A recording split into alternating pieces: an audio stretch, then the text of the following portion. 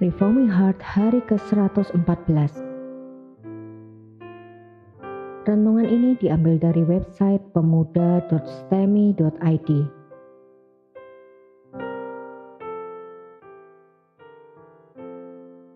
Tema renungan pada hari ini adalah dari Elia kepada Elisa.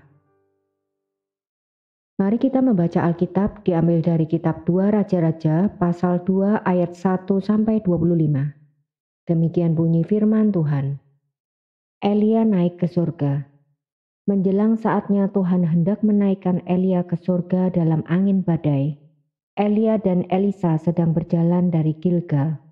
Berkatalah Elia kepada Elisa, "Baiklah tinggal di sini, sebab Tuhan menyuruh aku ke Betel."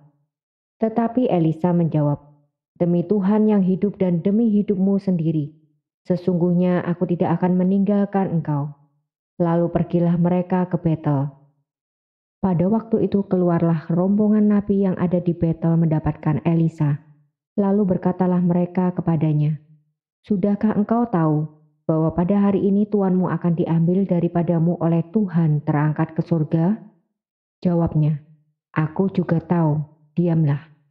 Berkatalah Elia kepadanya, "Hai Elisa, baiklah tinggal di sini, sebab Tuhan menyuruh aku ke Yeriko."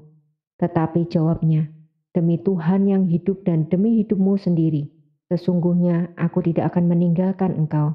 Lalu sampailah mereka di Yeriko. Pada waktu itu mendekatlah rombongan nabi yang ada di Yeriko kepada Elisa serta berkata kepadanya, "Sudahkah engkau tahu bahwa pada hari ini tuanmu akan diambil daripadamu oleh Tuhan terangkat ke surga?" Jawabnya, "Aku juga tahu, diamlah." Berkatalah Elia kepadanya, "Baiklah tinggal di sini, sebab Tuhan menyuruh aku ke sungai Yordan." Jawabnya, "Demi Tuhan yang hidup dan demi hidupmu sendiri, sesungguhnya aku tidak akan meninggalkan engkau." Lalu berjalanlah keduanya. 50 orang dari rombongan nabi itu ikut berjalan, tetapi mereka berdiri memandang dari jauh ketika keduanya berdiri di tepi sungai Yordan. Lalu Elia mengambil jubahnya, digulungnya, dipukulkannya ke atas air itu. Maka terbagilah air itu ke sebelah sini dan ke sebelah sana, sehingga menyeberanglah keduanya dengan berjalan di tanah yang kering. Dan sesudah mereka di seberang, berkatalah Elia kepada Elisa, "Mintalah apa yang hendak kulakukan kepadamu sebelum aku terangkat daripadamu." Jawab Elisa, "Biarlah kiranya aku mendapat 2 bagian dari rohmu." Berkatalah Elia, "Yang kau minta itu adalah sukar, tetapi jika engkau dapat melihat aku terangkat daripadamu, akan terjadi kepadamu seperti yang demikian, dan jika tidak, tidak akan terjadi." Sedang mereka berjalan terus sambil berkata-kata, tiba-tiba datanglah kereta berapi dengan kuda berapi memisahkan keduanya. Lalu naiklah Elia ke surga dalam angin badai. Ketika Elisa melihat itu, maka berteriaklah ia, "Bapakku, Bapakku, kereta Israel dan orang-orangnya yang berkuda." Kemudian tidak dilihatnya lagi. Lalu direnggutkannya pakaiannya dan dikoyakannya menjadi 2 koyakan. Sesudah itu dipungutnya jubah Elia yang telah terjatuh. Lalu ia berjalan hendak pulang dan berdiri di tepi sungai Yordan. Ia mengambil jubah Elia yang telah terjatuh itu, dipukulkannya ke atas air itu sambil berseru, "Di manakah Tuhan Allah Elia?" Ia memukul air itu lalu terbagi ke sebelah sini dan ke sebelah sana. Maka menyeberanglah Elisa. Ketika rombongan nabi yang dari Yeriko itu melihat dia dari jauh, mereka berkata, "Roh Elia telah hinggap pada Elisa." Mereka datang menemui dia, lalu sujudlah mereka kepadanya sampai ke tanah. Mereka berkata, "Coba lihat, di antara hamba-hambamu ini ada 50 orang laki-laki, orang-orang tangkas. Biarlah mereka itu pergi mencari tuanmu. Jangan-jangan ia diangkat oleh roh Tuhan dan dilemparkannya ke atas salah satu gunung atau ke dalam salah satu lembah." Elisa menjawab, "Janganlah suruh pergi." Tetapi ketika mereka mendesak-desak dia sampai memalukan, maka berkatalah ia, "Suruhlah pergi." Mereka menyuruh 50 orang. Orang-orang ini mencari 3 hari lamanya tetapi tidak bertemu dengan Elia. Ketika mereka kembali kepada Elisa yang masih tinggal di kota Yeriko, berkatalah ia kepada mereka, "Bukankah telah kukatakan kepadamu, jangan pergi?" Elisa menyehatkan air di Yeriko. Berkatalah penduduk kota itu kepada Elisa, "Cobalah lihat, letaknya kota ini baik, seperti tuanku lihat. Tetapi airnya tidak baik dan di negeri ini sering ada keguguran bayi." Jawabnya, "Ambillah sebuah pinggan baru bagiku dan taruhlah garam di dalamnya." Maka mereka membawa pinggan itu kepadanya. Kemudian pergilah ia ke mata air mereka dan melemparkan garam itu ke dalamnya serta berkata, "Beginilah firman Tuhan, telah kusehatkan air ini, maka tidak akan terjadi lagi olehnya kematian atau keguguran bayi." Demikianlah air itu menjadi sehat sampai hari ini sesuai dengan firman yang telah disampaikan Elisa. Anak-anak Betel mencemoohkan Elisa. Elisa pergi dari sana ke Betel, dan sedang ia mendaki, maka keluarlah anak-anak dari kota itu, lalu mencemoohkan dia serta berseru kepadanya, naiklah botak. Lalu berpalinglah ia ke belakang, dan ketika ia melihat mereka, dikutuknyalah mereka demi nama Tuhan. Maka keluarlah 2 ekor beruang dari hutan, lalu mencapik-capik dari mereka 42 orang anak. Dari sana pergilah ia ke Gunung Karmel, dan dari sana pula kembalilah ia ke Samaria.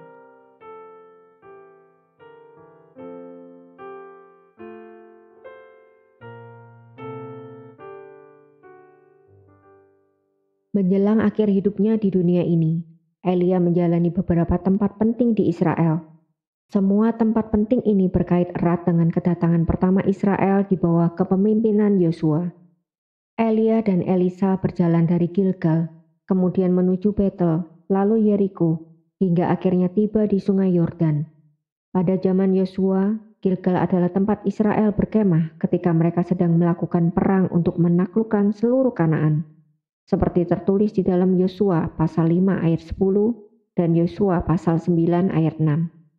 Dan juga tempat mereka memperbarui perjanjian dengan melakukan sunat, seperti ada tertulis dalam kitab Yosua pasal 5 ayat 9. Kemudian Betel adalah tempat kedua yang ditaklukkan Israel, kota Ai, setelah sebelumnya sempat dikejar dan dipukul kalah oleh orang Ai. Seperti tertulis di dalam kitab Yosua pasal 8 ayat 16-18. Lalu Yeriko adalah tempat kemenangan pertama Israel di tanah Kanaan, seperti tertulis dalam kitab Yosua pasal 6 ayat 20-21. Bagaimana dengan Sungai Yordan? Sungai Yordan adalah tempat masuknya Israel ke tanah Kanaan. Ketika mereka masuk, Tuhan memberikan tanda dengan membelah aliran Sungai Yordan supaya orang Israel dapat berjalan di tanah yang kering. Ada tertulis dalam kitab Yosua pasal 3 ayat 15-16. Tempat-tempat pertama Israel menginjakkan kaki ke Kanaan ini menjadi tempat yang penting untuk tanda peralihan dari Elia kepada Elisa. Mengapa penting? Jikalau pada waktu Israel datang, mereka disertai oleh tabut perjanjian yang melambangkan penyertaan Allah. Mereka masuk ke Kanaan dengan terbelahnya Sungai Yordan ketika tabut itu berserta orang-orang yang memikulnya tiba di sungai tersebut. Ini menandakan bahwa Tuhan menyatakan kehadirannya masuk ke tanah Kanaan. Sekarang pada zaman Elia, dia pergi ke tempat-tempat seperti Gilgal, Betel, dan Yeriko. Kemudian dia melewati Sungai Yordan yang terbelah ketika dia memukulkan jubahnya di ayat 8. Ini adalah lambang Allah meninggalkan Kanaan, yaitu daerah Israel. Tuhan sudah tidak mau menyertai Israel sehingga dia menyeberang keluar Israel. Dan ini dilambangkan dengan perginya Elia keluar dari Israel. Tuhan meninggalkan umatnya. Apakah ini mungkin? Ya. Dia menyatakan kemuliaannya meninggalkan bait suci sebelum menghancurkan bait suci. Mari kita melihat kitab Yehezkiel pasal 10 ayat 8-19. Demikian bunyi firman Tuhan. Lalu kemuliaan Tuhan pergi dari ambang pintu bait suci dan hinggap di atas kerub-kerub. Dan kerub-kerub itu mengangkat sayap mereka dan waktu mereka pergi, aku lihat mereka naik dari tanah dan roda-rodanya bersama-sama dengan mereka. Lalu mereka berhenti di dekat pintu gerbang rumah Tuhan yang di sebelah timur, sedang kemuliaan Allah Israel berada di atas mereka. Dia juga menyatakan kemuliaannya meninggalkan Israel sebelum menyerahkan mereka ke tempat pembuangan. Itulah sebabnya Elia pergi meninggalkan dunia ini dengan naik kereta berapi dan kuda berapi. Ini adalah kendaraan yang dinaiki kemuliaan Allah meninggalkan Israel dan akhirnya kembali ke surga. Kemuliaan yang disimbolkan dengan Elia. Ayat 3-5 mengatakan bahwa baik para nabi di Betel dan Yeriko maupun Elisa telah mengetahui bahwa Elia akan segera diangkat oleh Tuhan. Maka setelah mereka sampai ke seberang sungai Yordan, Elia menanyakan apakah yang ingin diminta oleh Elisa. Elisa menjawab bahwa dia ingin 2 bagian roh Elia.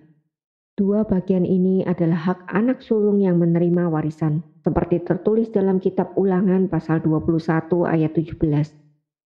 Elisa ingin menjadi penerus Elia. Hal ini adalah sesuatu yang sulit. Mengapa? Karena Elia tahu bahwa Tuhan akan meninggalkan Israel. Bahkan pengangkatan Elisa pun adalah untuk menghabisi bangsa Israel. Seperti tertulis di dalam kitab 1 Raja-Raja pasal 19 ayat 16-17. Jika Elisa menjadi penerus Elia, bukankah itu berarti Tuhan akan bekerja untuk menyatakan tanda-tanda yang akan memanggil Israel kembali kepada Dia? Akankah Dia memberikan kesempatan sekali lagi melalui Elisa? Maka Elia mengatakan bahwa permintaan itu sulit untuk dikabulkan. Tetapi Elia tetap membuka kemungkinan Tuhan akan terus bekerja memakai Elisa untuk memanggil kembali umatnya. Tetapi itu hanya akan terjadi kalau Elisa dapat melihat Elia terangkat. Bagian selanjutnya mengatakan bahwa Elisa memang melihat Elia terangkat. Ini berarti Tuhan tetap mau memanggil kembali Israel untuk bertobat kembali kepadanya. Tuhan masih memberikan kesempatan. Tetapi kesempatan itu adalah kesempatan yang banyak dimanfaatkan orang-orang kecil dan juga orang kafir seperti Naaman. Elisa banyak melakukan mukjizat di tengah-tengah golongan nabi yang miskin. Dia juga menolong beberapa orang dengan melakukan mukjizat-mukjizat bagi mereka. Tetapi tetap tidak ada tanda-tanda Israel secara bangsa ingin kembali kepada Tuhan. Hanya kaum sisa yang tetap menyembah Tuhan, sedangkan yang lain Tuhan biarkan untuk terus hidup di dalam keadaan kafir mereka.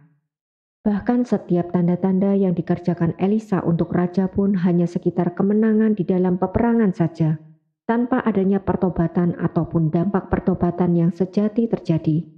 Israel tetap meninggalkan Tuhan dan hanya tinggal menunggu waktu sebelum mereka benar-benar dibuang oleh Tuhan. Ayat 16 mengatakan bahwa ada orang-orang dari golongan nabi yang ingin mencari mayat Elia. Mungkin saja Tuhan melemparkan Elia dan dia mati di salah satu tempat di gunung atau di lembah. Elisa mengatakan bahwa mereka tidak akan bertemu mayat Elia. Keberadaan Elia yang menjadi tanda penyertaan Tuhan membuat Tuhan tidak mengizinkan mayat Elia sekalipun untuk berada di tengah-tengah Israel. Setelah pencarian yang tidak berhasil itu, narasi ayat 19 dan seterusnya membahas tanda-tanda kenabian Elisa dengan mengisahkan mukjizat-mukjizat yang dikerjakan olehnya. Mukjizat pertama adalah membuat air Yeriko kembali menjadi sehat. Mukjizat apakah ini?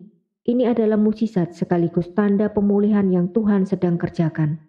Di dalam Yosua pasal 6 ayat 26 dikatakan bahwa orang yang membangun kembali kota Yeriko akan terkutuk dan akan kehilangan anak sulung dan anak bungsunya. Ternyata para penduduk kota juga terkena dampak dari kutuk ini, karena mereka pun kehilangan anak-anak yang belum dilahirkan, karena ibu mereka mengalami keguguran. Tuhan berfirman melalui Elisa di ayat 21, bahwa dia sudah membersihkan segala bentuk kutuk itu dengan memulihkan kembali air di kota Yeriko. Untuk siapakah pemulihan ini? Untuk penduduk Yeriko. Pemulihan dari kutuk yang sebelumnya diberikan. Ini adalah tanda kemurahan Tuhan bagi orang-orang yang dikasihaninya. Bahkan kutukan dosa pun akan dia bersihkan jika dia memang ingin mengasihani orang-orang yang terkena kutuk itu. Israel masih mendapatkan pengharapan jikalau mereka sungguh-sungguh kembali kepada Dia, karena Dia sanggup mengubah keadaan orang yang terkutuk menjadi bebas dari kutuk. Bagian selanjutnya adalah bagian hukuman yang mengerikan bagi orang-orang yang menghina sang Nabi Allah ini. Ayat 23 mengatakan bahwa ada anak-anak dari kota Betel yang menghina Elisa. Anak-anak yang dimaksud di sini adalah yang berusia antara 12-30 tahun. Anak muda, bukan anak-anak kecil. Para remaja atau pemuda ini menghina Elisa karena sekarang Elia sudah tidak ada lagi. Mereka mengatakan kepada Elisa untuk naik ke atas, menyusul Elia, karena sekarang dia tidak sanggup melakukan apa-apa tanpa Elia. Mereka juga menyebut Elisa dengan sebutan botak. Mungkin Elisa mencukur kepalanya sebagai tanda berduka karena Elia telah pergi. Hinaan para pemuda ini adalah karena mereka tidak percaya kalau Elisa mampu melakukan sesuatu tanpa Elia. Lebih baik dia pergi menyusul gurunya itu. Tetapi Elisa mengutuk mereka dan Tuhan mengirim 2 ekor beruang besar untuk mencapik-capik 40 orang dari mereka. Inilah hukuman Tuhan bagi mereka yang menghina Tuhan. Hinaan kepada orang yang menyatakan firman mewakili Tuhan adalah hinaan yang ditujukan kepada Tuhan. Jika kita adalah pelayan Tuhan dan orang lain menghina kita, biarlah kita ingat bahwa Tuhanlah yang merasa terhina karena hinaan itu. Dialah yang akan bertindak ketika nama hambanya yang dipilihnya untuk mewakili dia dihina. Untuk direnungkan. Tuhan melakukan segala tanda yang diperlukan, sehingga orang tidak mungkin salah dalam mengenal Elisa sebagai nabi pengganti Elia. Mengapa Tuhan melakukan hal-hal ini? Agar umatnya menghormati dia dan menghormati firman yang diucapkan atas nama dia. Ketika para hamba Tuhan berkhotbah, mereka sedang mewakili Allah yang berbicara. Ketika orang yang dipilihnya untuk berbicara diabaikan atau malah dihina, maka hinaan itu adalah hinaan yang ditujukan kepada Tuhan. Jangan menjadi tuli seperti Israel, yang walaupun mendapatkan kesempatan berikut melalui Elisa, tetap mengabaikan, bahkan menghina sang nabi Tuhan itu.